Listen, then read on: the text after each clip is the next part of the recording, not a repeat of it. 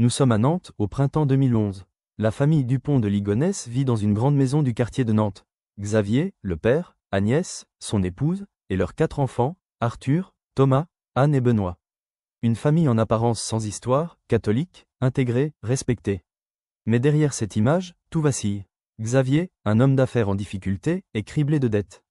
Ses projets échouent, son train de vie devient insoutenable. Il vit sous la pression de devoir maintenir les apparences.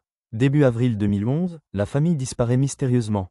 Plus d'école pour les enfants, plus de travail pour Agnès. Les voisins s'inquiètent, la boîte aux lettres déborde, les volets restent fermés.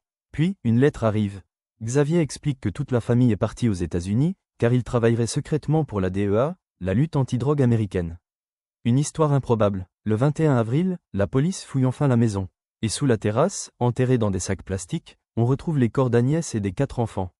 Tous ont été abattus d'une balle dans la tête. La découverte choque la France entière. Mais un corps manque à l'appel, celui de Xavier Dupont de Ligonnès.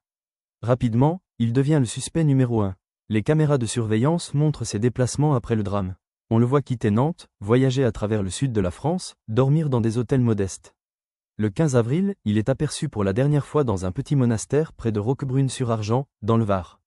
Puis, plus rien. Xavier disparaît, comme s'il s'était volatilisé. Depuis, des centaines de signalements ont été enregistrés. Certains affirment l'avoir vu en Amérique du Sud, d'autres en Asie, ou encore en France. En 2019, un homme arrêté en Écosse a même été pris pour Xavier avant d'être relâché. 13 ans plus tard, le mystère reste entier.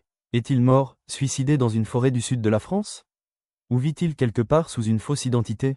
L'affaire Dupont de Ligonnès demeure l'un des plus grands mystères criminels français. Un père de famille respectable, devenu le symbole d'une tragédie familiale hors du commun, est l'homme le plus recherché de France.